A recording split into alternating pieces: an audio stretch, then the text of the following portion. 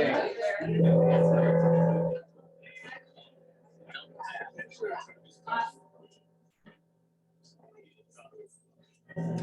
right, welcome to your noon meeting, Realtor Standard Time. So today's itinerary, yay. And let's welcome some new associates. So we have Jared Lemke, who's actually in the house today. He came over from Exit Realty XL, and Diane Frisch came over from Realty Executive. So,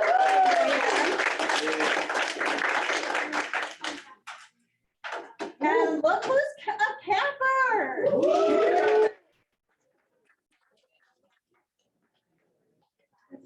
Not even here. Yeah, don't flip it yet. I'm not. Yay, Katie. Okay, so just a reminder, because we are doing a tech transition, for printer setups, please see Reggie. She's actually in my old office, and now I'm in Nate's old office, and Nate moved to the Focus Title office. And she can help you Wednesdays and Thursdays from 10 to noon. It takes about 10 to 15 minutes. Catherine Borrell is our interim tech trainer. So she's doing a lot of command training, new agent training, stuff like that. Her open office hours are Tuesdays after the team meeting from 1 to 3. And then if you have a quick phone call that you want to schedule, you can use that QR code. It's also on the board outside of Sarah's office.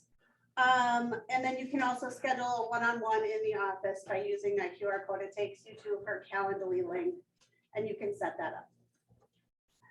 She is only doing technology, so any agent services stuff like sign ordering, please come to me because I'm taking that over. For a hospitality quick checkup, if the coffee is out, just let Brooke know. She's not going to make you learn how to make the coffee. She'll go do it.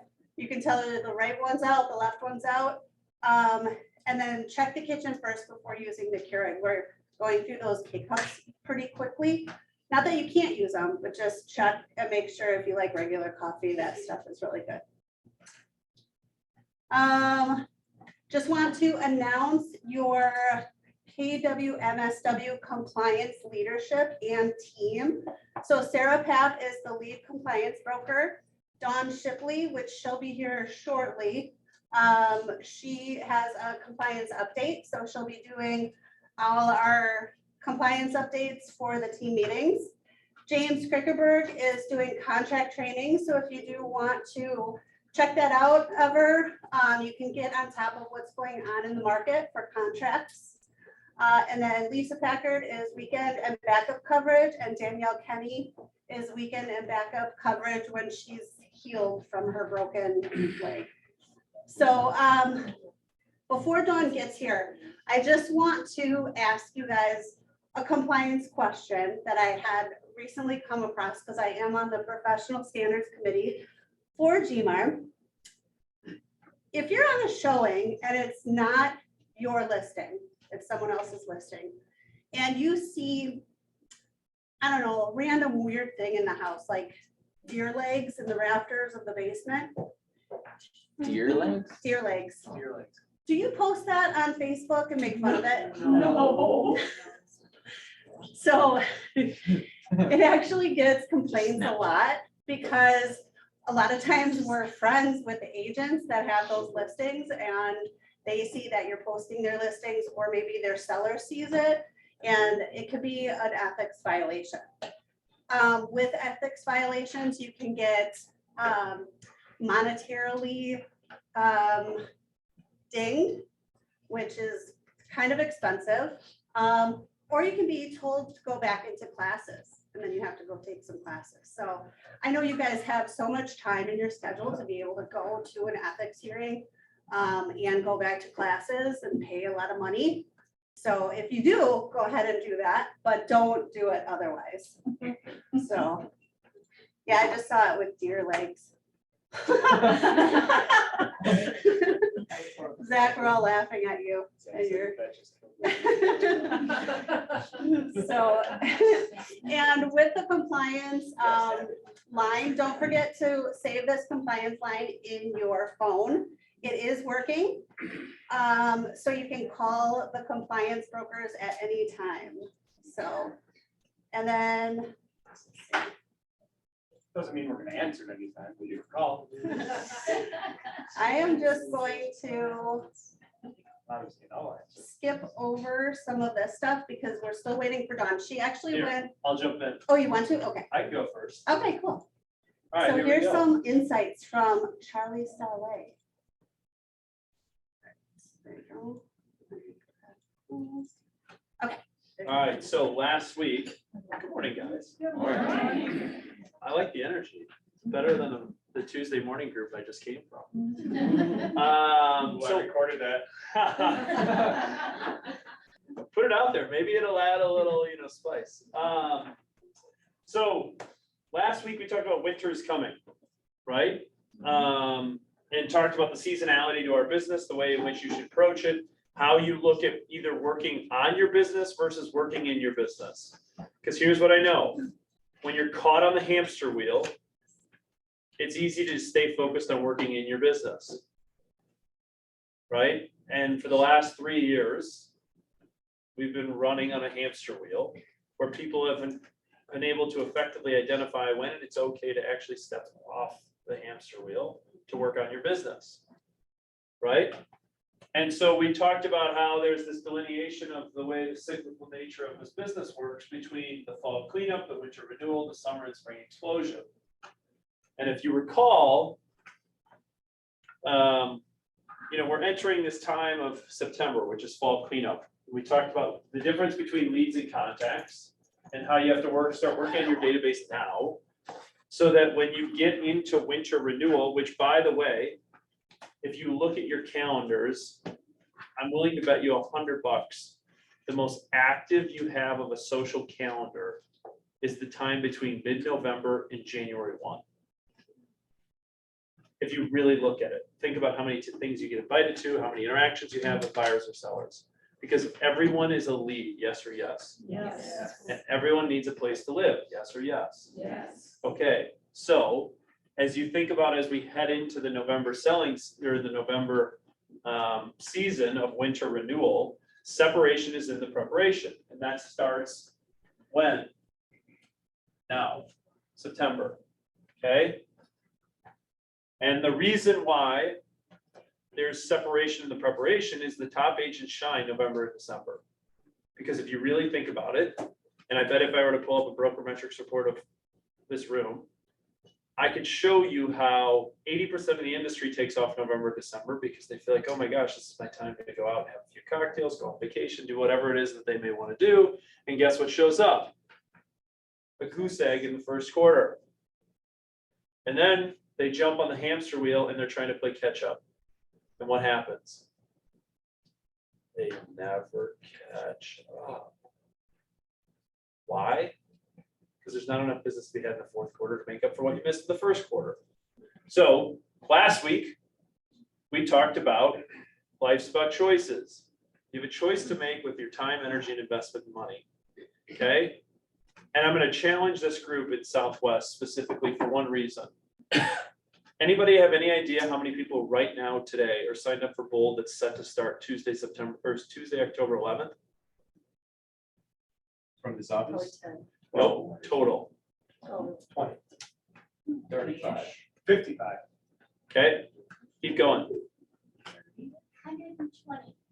118. Whoa.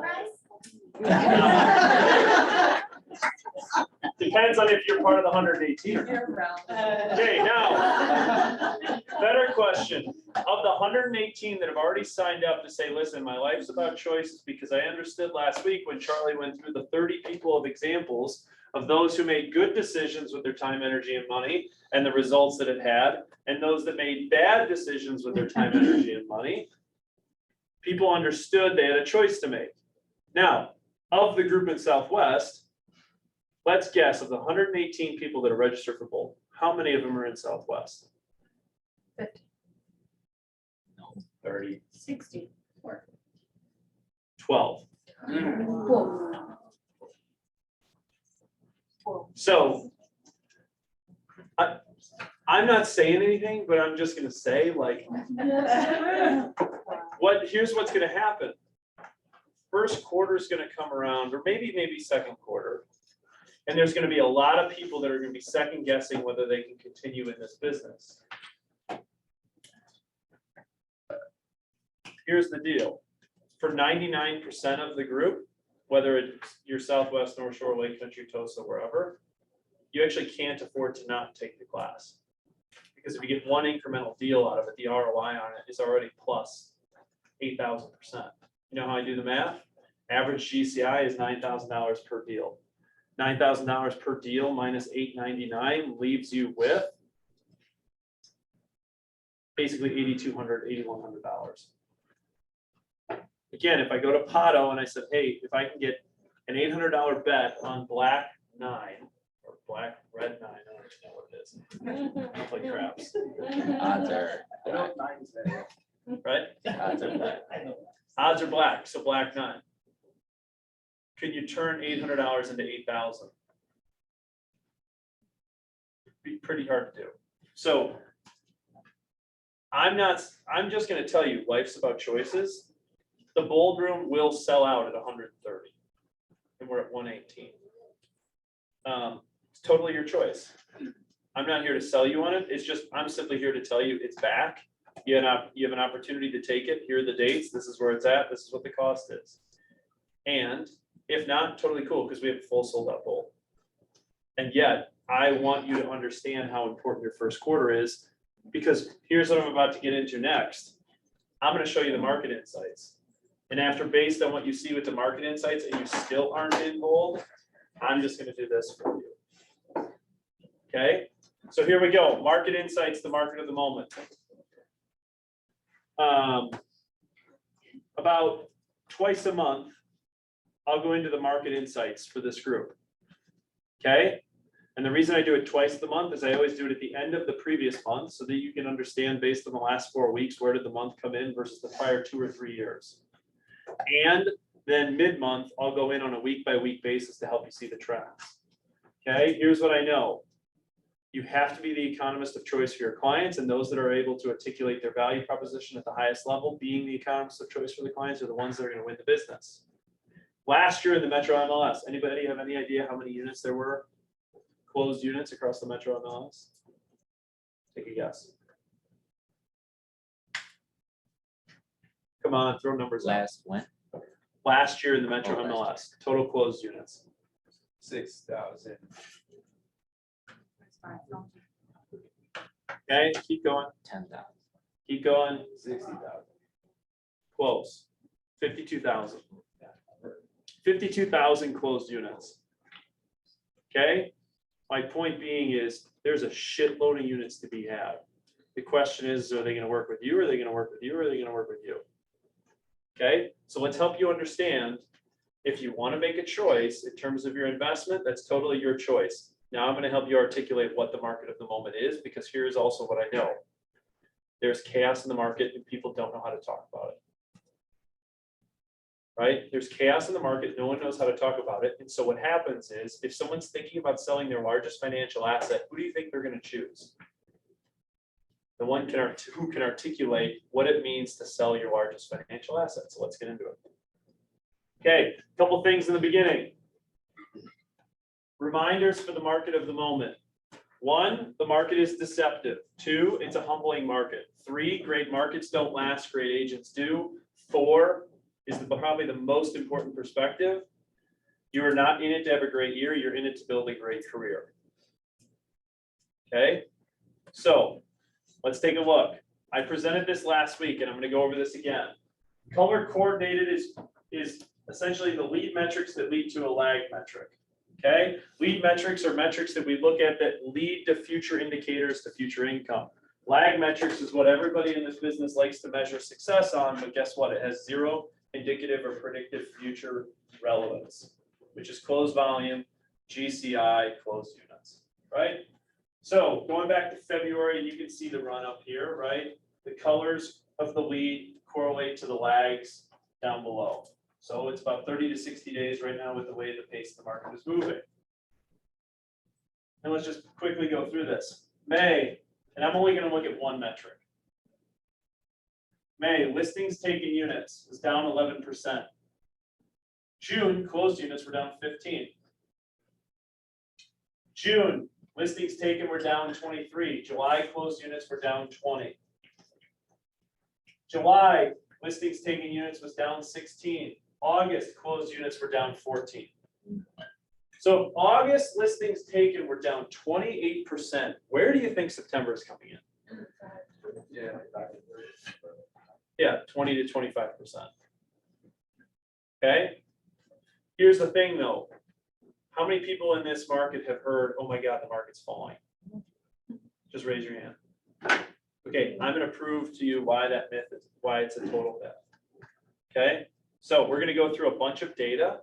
Don't worry. What I do is show you the data so that I can show to you that I'm not totally pulling stuff out of my arse. And then I'm actually showing you factual representations of the marketplace. And then I will boil it all down to a one-page script that you can utilize when you're checking out the grocery store. So once to twice a month, I'll give you a grocery store, what we call the market of the moment grocery store script. So that when I run into Steph Sosa at the grocery store and we're catching up, hey girl, how you doing? Tell me about this, tell me about that. Oh, you're getting milk, so am I gotta get some eggs too. Hey, real quick, Steph, tell me what's going on in the market. I may be thinking about selling, but I'm nervous. Or, hey, I'm thinking about selling, but I actually decided not to because I feel like the sky is falling. Okay, that's the whole purpose of this, so that you can have an elevator pitch in 30 seconds or less to be the economist of choice for your clients to help you articulate what's going on in the market. Does that make sense? Yes, sir. All right, so let's get into it. So, does this work? Maybe. Sometimes. No, it's not. No, no worries, no worries. All right, closed units. This is the only lag metric we'll look at. Closed units. August, there was 2,495 units. Closed units. This year versus last year, August was down 13, 14%, down 12.6 to be exact. August of 2020 was 2,872 units that were closed. This year versus August of 2020, it was down 13.1%. Okay, so that's a 2-year rolling average. Now, that's the only lag metric we'll look at. And again, the media picks this metric up, which is why everybody wants to hear that the sky is falling. I'll show you why that isn't necessarily the case. We just have to flip the script in our dialogues with our clients. Okay, so months of supply inventory. A balanced market is 6 months. Okay, so if you look at August of 2020, we were sitting at 1.9 months of supply. August of 21, we were looking at 1.9. August of 22, we're looking at 1.8. Over the last 24 months on a rolling 2-year average, we were looking at 1.8 months of supply. Okay, August of 2022 was what? Thank you. Well, this is participatory. Okay. Right? Last 2 years was 1.8. If the sky was falling, what would happen to months of supply inventory? It's skyrocketed. And what's happened? It's remained stable. Okay, first, good. We're paying attention. Next, days on market. This is velocity or rate of sale. Okay, days on market of August of 2020 was 40 days on market. August of 21 was 30 days on market. August of 22 was 28 days on market. The latest 24 months rolling average is this line right here, which is what you're going to see in every bar graph. It's 36.4 days on market. What are we noticing? We're still stability. Velocity and rate of sale has actually increased despite units going backwards. So what does that tell you? Supply and demand still good. Demand is still strong despite inflationary pressures, increasing rates, and decreasing affordability. Okay? Plant the seed.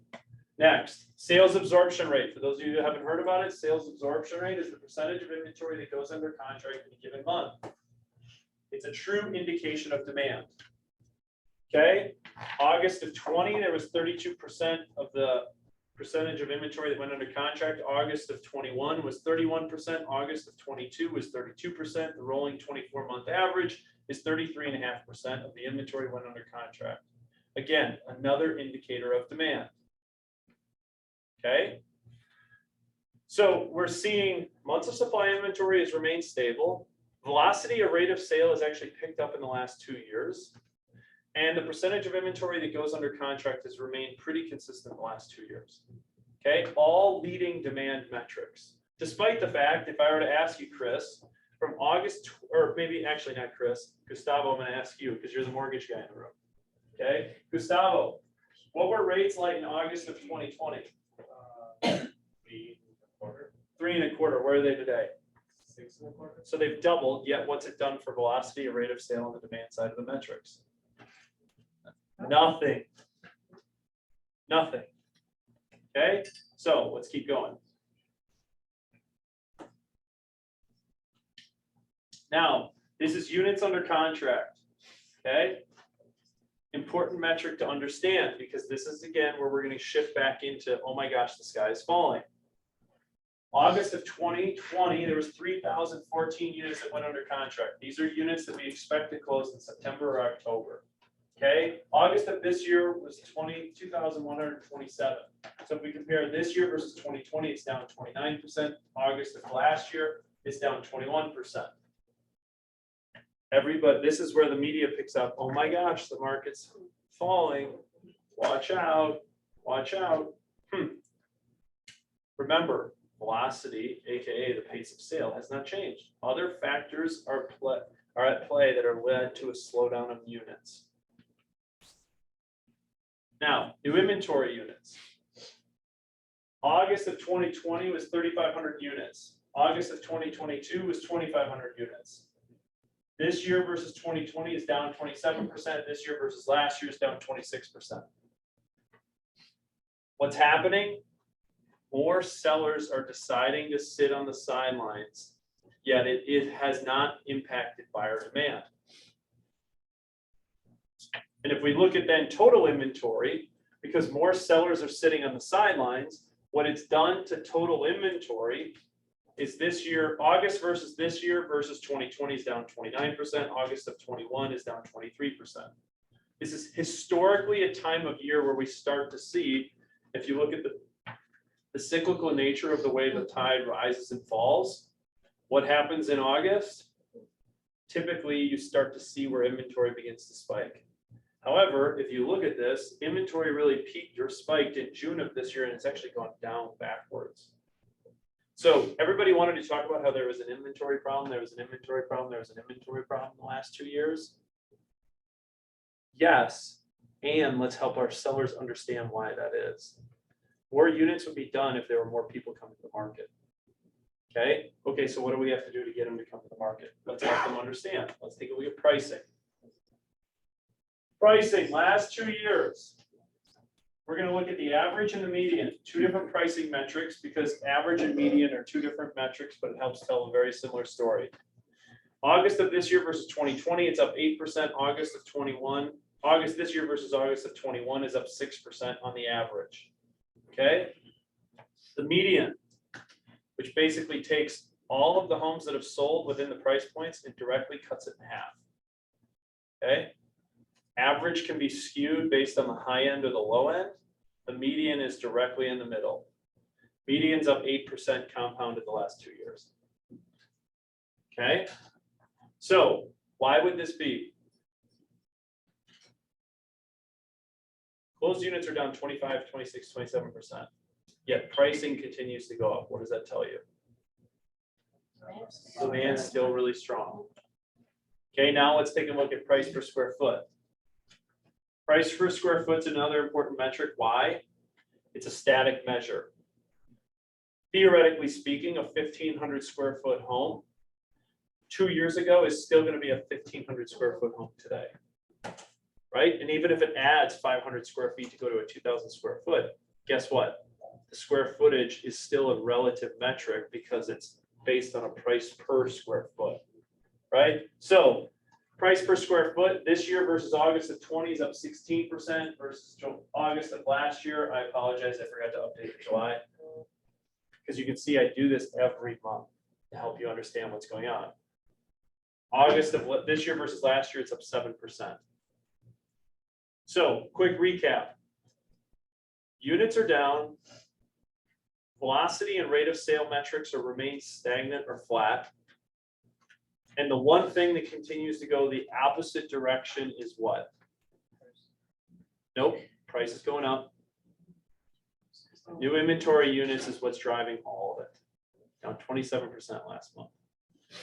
So here's your, this is showing up a little wonky on the screen, but we'll get you to what you need. Okay, here's your market of the moment, the grocery store script. So when I run into Steph and we're talking about milk and eggs and everything else that we got in between, and she asks, what's going on with my largest financial asset? Here's how I would respond. So if she was a seller, I would say, hey, despite continued appreciation of home prices and rate hikes, has not curbed buyers' appetite or slowed velocity or rate of sale. Guess what? Demand still remains really strong. Sellers are still getting good values in a short amount of time. Pricing continues to appreciate across southeastern Wisconsin as they're up high single digits, outpacing projections. What do I do or where do I go? Well, I can only tell you the two certainties in life. One, the cost of the asset is only going to continue to rise. Cost of the asset is only going to continue to rise. Two, the cost to acquiring the asset is going to fluctuate. Right? Rates will go down. You'll have an opportunity to refinance the loan. Get into the home today. Worry about the rate later. Right? Date the rate, marry the house. So buyers are out there saying, oh my gosh, the sky's falling. What if I'm paying top dollar, this, that, and the other? Well, guess what? Yes, higher interest rates have taken some buyers out of the market, but don't fool yourself. Buyer demand still remains relatively strong. How do we know this? Velocity and rate of sale are still operating at paces we have seen in the last 2 years. Because of this, home prices are continuing to appreciate at high single-digit rates. Where do I go? And it's the same thing. There are two things that are certain. Cost of the asset's only going to go up. The cost to acquire the asset will eventually go down. The problem we have right now in the current market is we have a new inventory supply problem. Because our months of supply, our sales absorption rate, our rate of sale, our days on market has all remained relatively stagnant for the last 2 years. And so our jobs, if we want to continue to earn the income that we desire out of this business, is to help people understand and help them make an understanding of what's going on amongst the chaos of what's in their ear or what they read or this, that, and the other. Does that make sense? And the way that you'll be able to survive or get more business moving forward is to help bring more inventory to the market, knowing there's a huge opportunity on the buyer side because that hasn't gone away. Make sense? One other slide that wasn't in here that I thought is I also took a look at, you can take a look at showing time activity across the entire marketplace. And I had two charts that showed North America versus Wisconsin. The North American buyer demand activity in terms of showing time has softened. I wouldn't say dramatically, but definitely softened versus the last 2 years. Wisconsin, and I usually pull these two back to back, Wisconsin versus North America. Wisconsin's softer than the last 2 years, but not nearly at the same rate as what it is for across North America. So good news for those of us who work and operate in southeastern Wisconsin. Again, buyer demand still remains really strong. I think moving forward, if you want to be a great agent, you have to do both well. You have to be a great listing agent and you have to be a great buyer's agent. Because in an environment where if units are down 25%, guess what you can't be? One or the other. You got to do both well in order to earn an income. Does that make sense? So you got to be able to sharpen your sword on both sides of the sword in order for you to earn the opportunity of both the buyer side and the seller side. And you got to reframe your thinking because I've heard a lot of people who have said, great, this is so good. I hired a buyer's assistant, I hired a showing assistant, I'm gonna let all my people go run with them because I'm gonna go focus 100% on my listings. And that was fine for the last couple of years. But when you're having a down 27% on new inventory listing and all of a sudden you down units are down 14, 15, 20%, guess what happens? We're all gonna have to do more. Right? Last thing, and I'm gonna tie this back to gold. True or false? There are more licensed associates in southeastern Wisconsin than ever before. True. Okay? Per agent productivity is the highest or lowest it's ever been? Lowest. Okay? There are more people chasing the same unit that you are. So if you aren't, and this gets me to my next point, if you aren't 2xing your database and 3xing your activities, you will be left behind. Because there's a lot of people the last couple of years that have been lead receivers, right? They've been gatherers, they've been order takers, but they haven't been hunters. And you're about to enter a hunter market, where in order to survive, you're gonna have to go hunt for the business that you desire or want to earn. Cool? So I'll give this to you guys roughly twice a month. I'll give you a full month view versus the last couple of years.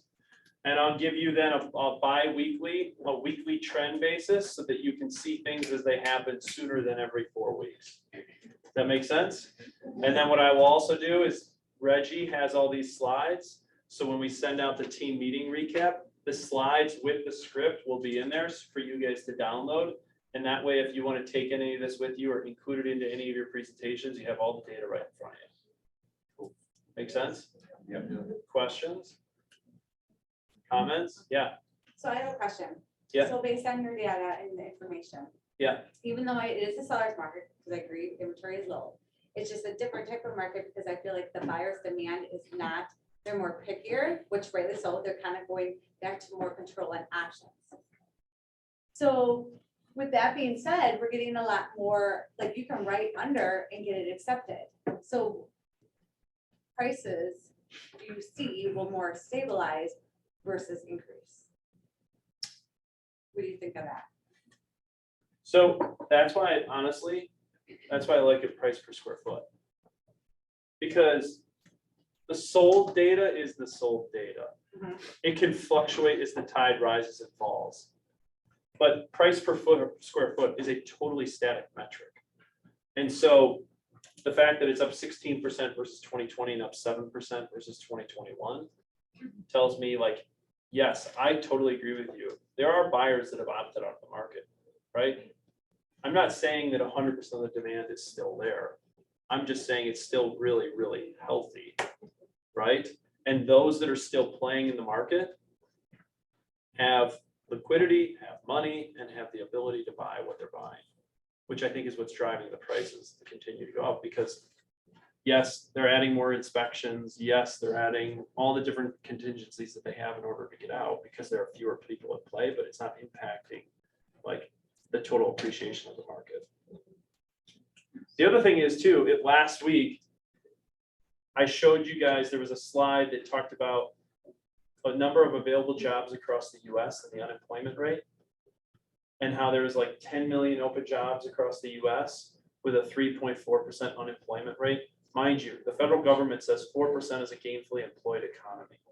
So we're at 3.4% with the highest number of available jobs within the US. I think that is what will prop up the housing market, despite what goes on with the capital markets or global geopolitical conflict. I think that's what will prop the housing market up because wage inflation will continue to go up. Like companies will pay more for talent to either keep talent or attract talent because there's just too many openings. And I think that is what will save buyer demand despite increasing rates because there's more money going into people's pockets. And then they're looking at it. And this is where I think for those of you that work with investors, I think you're going to start seeing a lot of investor clients come back. Because in a market where the capital markets are down 20%, well, when they're down 20% and yet people are still making really, really good livings and really, really good incomes. And mind you, a lot of corporate America, their bonus, if you don't know this, Bonuses are paid out on March 15th. Okay, part of the reason why the spring explosion happens is because for those that make a lot of money in their bonus potential, they have liquidity. And then if they're sitting on liquidity, what happens if they're looking at somewhere that they're down 20%? They don't want to do that. They want to put it into a stable conservative asset that grows anywhere from 7 to 9% every single year. What is that? Real estate. Remember, the high end, essentially a lot of the investors are high net worth individuals. I think you're going to start seeing a lot more capital coming into the real estate market that I think is going to create problems for the buyer pool, even more so than what we've seen the last 2 to 3 years because of that. Yes, sir. So based on your data and what you were talking about, you're saying everything's still good, everything's still solid, but at the end, you said that we're gonna be entering you've gotta be a hunter, right? So that doesn't kind of coincide with what you're presenting. No, If everything is showing good, the trend is showing positive, and the days on market still good, and we are seeing inventory still steadily set. And what you're presenting from a PowerPoint, from data, is that everything should still be holding good, and that we shouldn't have to worry as much as you're talking about to get the leads or to get the deals done. no, so 2 things. When I say that the market is still good, I'm relating it back to the recency bias that a lot of people have from 2008 to 2012, where they lost 25 to 30% of their value of their largest financial asset. Okay, so when I say the market is good, I'm saying the relative value of the asset on their balance sheet is healthy, right? Now, that's one side of the equation. The other side of the equation that agents control is units. So I'm saying the baseline fundamental principles of the market is still healthy. I don't foresee an area where we're going to lose 20 to 30% of values of the asset class. Problem is, new inventory units, when you have a down 26%, and yet buyer demand still remains relatively healthy in terms of rate of sale, there just aren't enough units to be going around in order for you to earn an income. So how do agents get paid? When a unit closes. And if units are down 25%, what does that correlate to in terms of total GCI available in the marketplace? It goes down less. So there is an external conversation, which is with your clients. And the external conversation is, listen, the relative value of your asset class is remaining stable, if not appreciating in high single digits. The internal conversation that needs to be had within this room of how we all make our incomes is that units are going down. And if units are going down, that correlates directly to our incomes. Does that make sense? It's an internal conversation and an external. I understand that, but we're not, according to the data out there right now, you're not seeing as steep of a drop as you're talking about going back to June 21, right? Where all of a sudden now you're dropping, 500, 600, 700 units a pop. I understand that the units we have less units, but you continue to, there's no, I guess this goes back to your goal, right? You should be doing this because you continuously see the cyclical trend of where it's going, but you're still not seeing that large drop as you were. This is all you need to look at right here. Starting in February, closed units this year versus last year were down 2, just on a month-over-month basis. Then it went to down 3, then it went to down 14, then it went to down 7, then it down 15, down 20, down 14. So on a 7-month trend, is the trend getting better or worse? Worse. And so if I'm looking ahead into 2023, again, this is an internal conversation. From an internal standpoint, if I'm looking at 2023, I have to 2x my database and 3x my activities in order for me to earn the income I desire. Right, but you're talking about 2 totally different time periods of how the market was. 2021 versus 2022. If we look at a monthly trend of what's going on in your closings, month to month, not year over year, where you're, at the month, what are we seeing? So if you were to say July versus August, on a monthly trend in terms of the nature of the momentum of the business, it's worse. Because that number of agents is up. So you have units down, agents up. What's going on? Again, I think the hard part of the conversation that there's an internal dialogue that we have to have.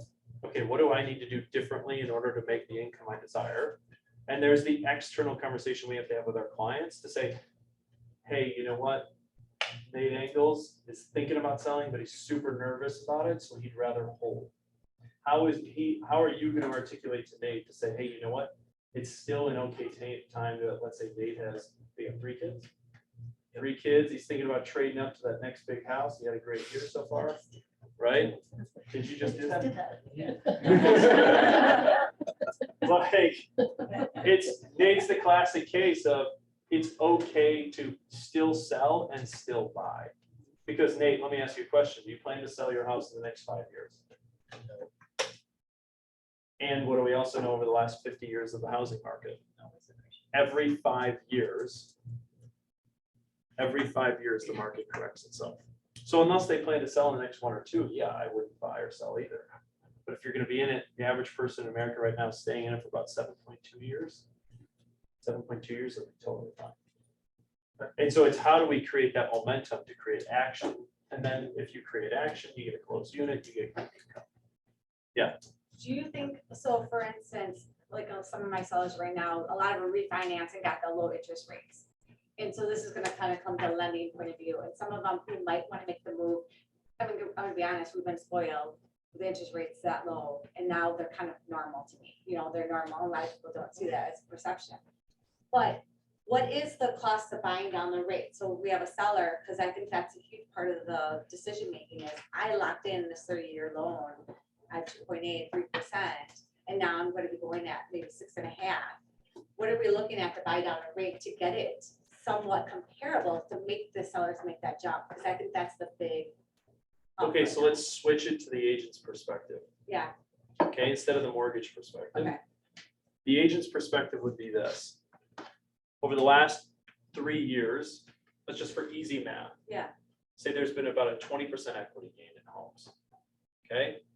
Average price point of homes in this market is $350,000. Again, rough math for easy calculation. Okay. A 20% gain on a $350,000 house they purchased a couple of years ago is what? 70. So that's a $420,000 home today. Okay. $420,000 home that they flip the equity into their next purchase. Most buyers calculate their bid budget based on what? A monthly payment. So if you are able to flip the equity of the 20% gain of the 70K into your next asset class, you essentially, and you can remain your payments equal because of you brought more to the table. There doesn't matter. Yeah. And then at some point in the near future, you'll be able to refi to get the monthly payments even lower than what you were in, even though you traded up. Yeah, that's true. I think so many people focus on the interest rate, but it's just flipping it 20%. And that's our job. Yep. If we want to create action, our job is to show them the scenario in which their monthly payment really wouldn't change and alter that month, go all that much, Yeah, even if they go from a 3% rate to a 6% rate. yeah, it's true. Otherwise, they're going to sit at home and say 6%, I'm out. Yeah. I mean, even in our home broke that we're trading this morning, what you guys said was golden. You make one extra payment, goes down, like your whole scenario of you can knock off 7 years by making one extra payment. So, and I thought that was just so. Charlie, say Yeah. that last part again, because I didn't get it, maybe other people did. The, With that flipping the equity to make this payment the same. yeah. Because you got so much equity in your So house. let's such a just large do, down here, payment. I'll do some quick, Dawn, I don't need to. Yeah, but even if your loan amount's the same, the interest rate went up, now your payment's higher. Okay, so Gustavo and the team from A Plus will probably be able to help you, but we're just gonna use napkin math. Yeah. Okay? $350,000 home. They bought it let's just say 3 years ago, okay? And they put, what do you say, 10%? Gustavo, what's your average down payment? 5%, 10%? down. 5? 75. All right, so let's just round up for easy math. 20K is what they put in their down payment, right? Yeah. Well, over the course of the 3 years, they gained 20% equity, which equaled 70K. So Nate, when you go list the home, you're gonna list it at 420, because you think that's what the market bears. 420 yet, they have 20,000 in down payment plus the 70,000 they gained in equity. There's 90K plus, let's just say over the course of 3 or 4 years, they paid down another 5, 6K, right? So let's say in total for easy math, it's 100K, right? So they came to the table with 20, they're gonna buy their next house with 100K in equity. You'd have to ask your preferred lender partners to say, okay, if they came to the table with this down payment, even though rates went from 3% to 6%, their monthly budget, because of what they came to the payment with now with a $100,000 down payment, may not have been altered all that much, even though they may be jumping to a $600,000 home. Am I right on that Right. rough math? Right. And so the way you articulate that to help them see that their monthly payment plans actually wouldn't be that different because they gained so much equity and then flipping it into their next property is made what will help people get off the fence as to, oh, okay, I'm actually comfortable selling right now, despite if they're at 6%. And then when the rates go down, it only ends up with more money in their pocket. Are we talking about someone who's trading up? Because I still Yeah. get it. Yeah. Because their loan amount's gonna be higher at a higher interest rate, they're gonna pay way more per month. But they're bringing way more, But it's all about loan amount, it doesn't matter how much equity, it's all about loan amount. but Do the math, take the 100 So, off the 420. On the top number, just as a ballpark, you, with PMI at 5% down, you're looking at around 1,650, 1,700 payment. Okay, With the new purchase, now with more down, no PMI, and with the higher, even with the higher rate, you're looking around $1,900, give or take, payment. So yes, if the payment is higher, for a $600,000 house? well, I'm just looking at those numbers. No, he's saying that's, so that would be trading 420 is what evenly, they it's sold not, it. he mentioned 600,000. Right, but- Yeah, so we're just looking at those numbers right there. The payment will go up, but just for that much better house. it's I gotta be that much I better. think I But get if it. you're doubling your price point, that's the story. Right, okay. So it depends on the scenario, if they're moving up, it's yes, gonna change. you gotta look at their scenario. What's their income done the last 3 or 4 years? What's their debt to income ratio? Right. And can you help them? The biggest thing is, can they digest the down payment? Can they digest what their monthly payment is, Yeah, that makes sense. right?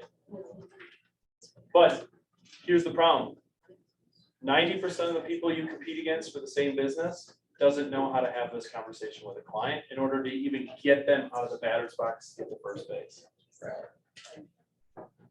Make sense?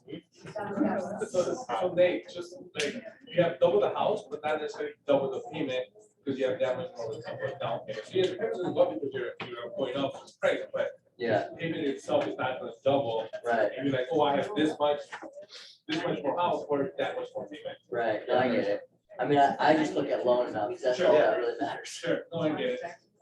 for So you're loan. going from a 300, essentially with a $330,000 To a $500,000 mortgage. loan. Well, even using 420, now you have $100,000, you can flip it even to a house that's 420, because all the other houses are, you're looking at a $320,000 mortgage. Yeah. So a $330,000 mortgage at 3% or a $320,000 mortgage at 6%.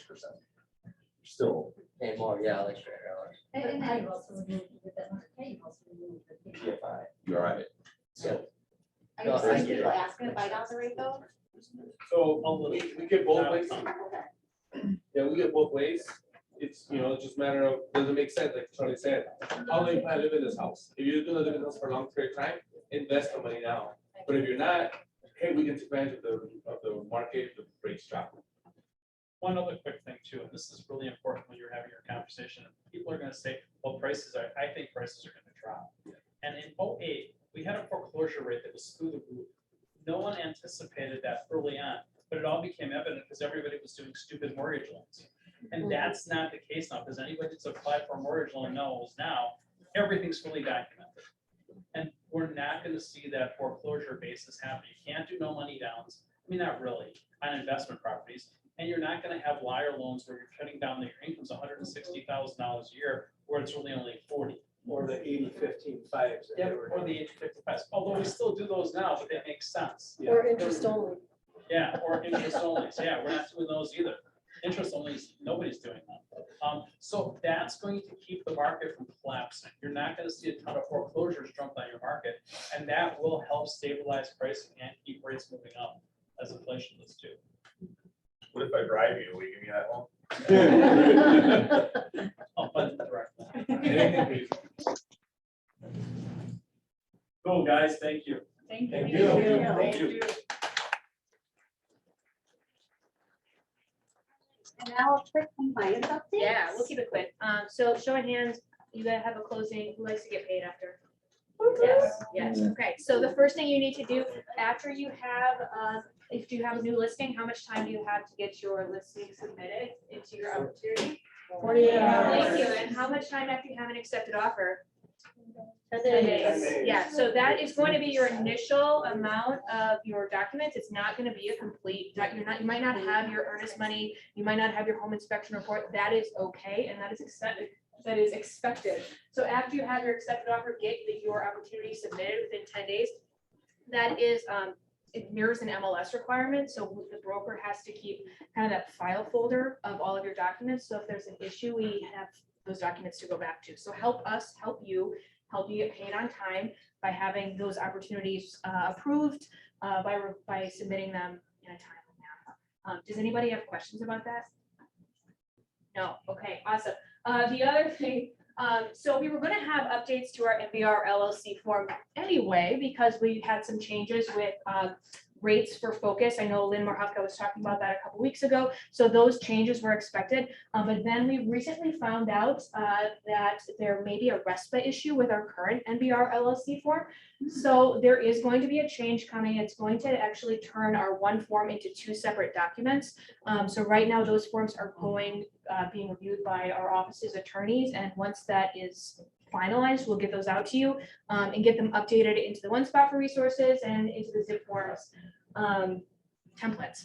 So, and then the last thing I've got for you, and I'll go quick. So we have an accelerator clause scenario that I want to present to you. It happened to an agent in our office, and I just want to make sure that you guys are prepared if something similar happens. So I'm going to read this because there's dates involved. So our agent represented the seller. The seller accepted an offer on the afternoon of Friday, September 2nd. The offer contained an addendum AC, an accelerator clause. The addendum stated that the seller must forward a competing offer to the buyer within 72 hours. 72 hours would have expired on the afternoon of Monday, September 5th, which was, you guys remember what holiday that was? Labor Day. So the buyer also had a provision in the offer that was drafted by the co-broke agent regarding contingencies expiring on a Saturday, Sunday, or federal holiday will be extended through the next business day. So my question for you is based on that, when would the deadline be to forward the competing offer to the buyer? Tuesday. What was the verbiage of that? That's a good question. So the provision that was drafted in the offer said that contingencies expiring on a Saturday, Sunday, or federal holiday would be extended through the next business day. Is the addendum AC a contingency? No, it is not. So this was the same issue that our agent who was representing the seller had. The seller forwarded the competing offer on Tuesday morning, thinking they had until Tuesday afternoon. And the buyer said, sorry, the deadline was yesterday. I'm not gonna match that. If it said all dates and deadlines. Yes. Okay. Yes, if it said all deadlines, but it said contingencies. So the right answer, and this is according to Legal Hotline, would have been Monday the 5th. The wording of that offer was that contingency instead of a deadline. So that 72 hours is the deadline, not a contingency, and that's not impacted by the extension language. So unfortunately, in this scenario, listing agent and the seller thought they had that time, and it was a difference of $8,000 for the offer. So the takeaway here is for you guys playing along at home is to keep in mind that those deadlines are not all contingencies. So take a look at that wording and just keep in mind what's a contingency and what's a deadline, and make sure that you're understanding and explaining that fully to your client. So that's all I've got for Best you. practice would be all dates and deadlines, et cetera. Yeah, and that's what our offers say, but because this was drafted by a co-broke, their language was different. Okay. So just keep an eye on what the wording is. Okay. Dawn, can I ask you a question? on Yeah. that? Did the listed agent and the buyer's agent, and the seller and the buyer sign an amendment with the new price based on the escalator clause? No, the buyer refused to change the price. No, but Could they? no, like, Oh. for instance, because oftentimes when there's an escalator clause, there's confusion on what the actual accepted price Yes. is. So there's amendment following that There with was- the new price. The amendment was going to be coming on Tuesday after that document was sent to the buyer. So they had a verbal agreement. They told them verbally what it would be. But no amendment was drafted because the expectation was it would be drafted on Tuesday. So it was So- not. Do you think that was a misconception by given to actually the seller to do that with that? beginning of Yes, so this, Tuesday? the seller and the seller thought the same, like, oh, we Yeah. got till Tuesday. Tuesday. So just keep an eye on the language. And the last thing that I will say is just remember that we've got that one phone number for compliance. So it is monitored 7 days a week. So if you have any questions, any needs, you can text that number or call. So thanks, guys. Thank you.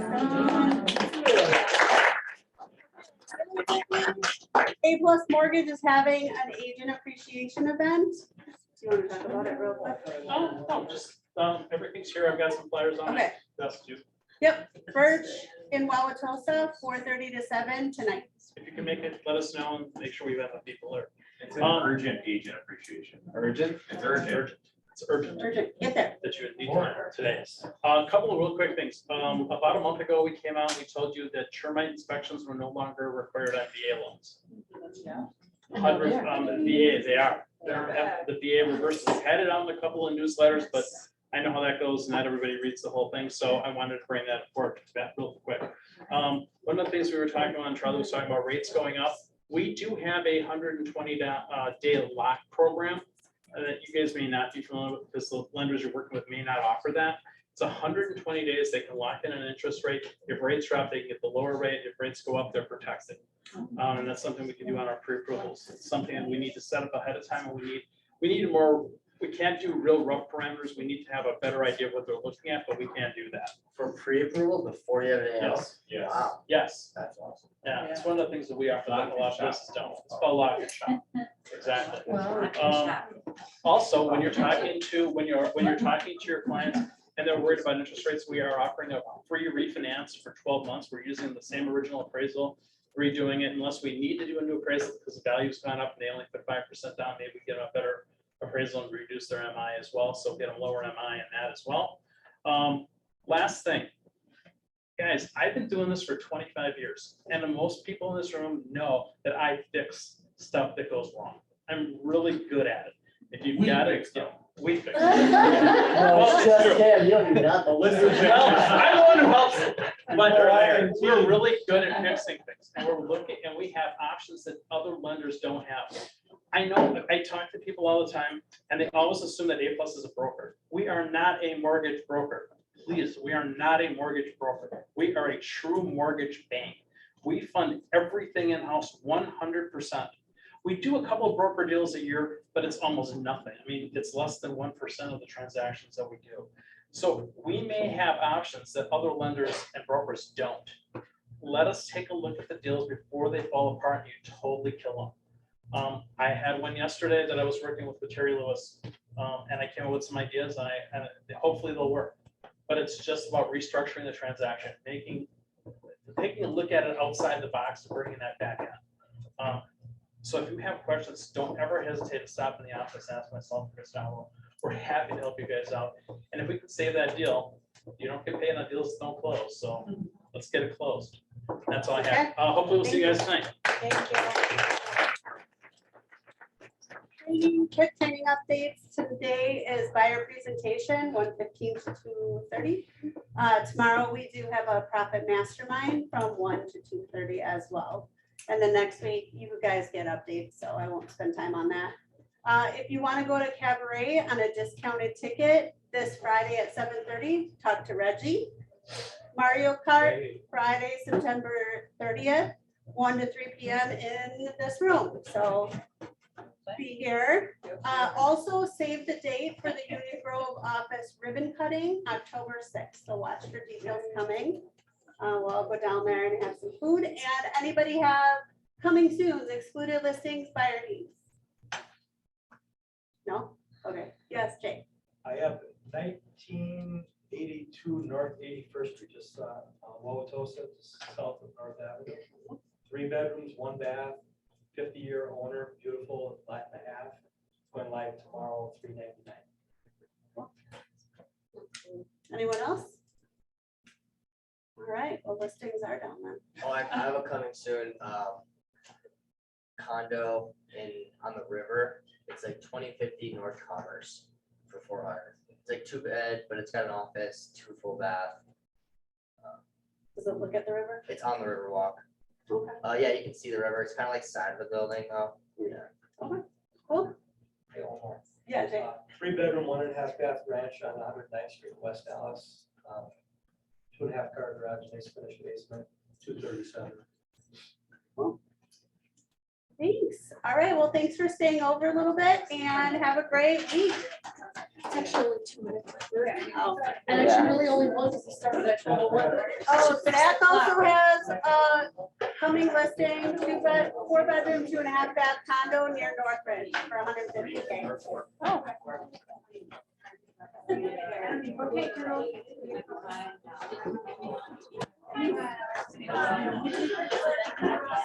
Yes.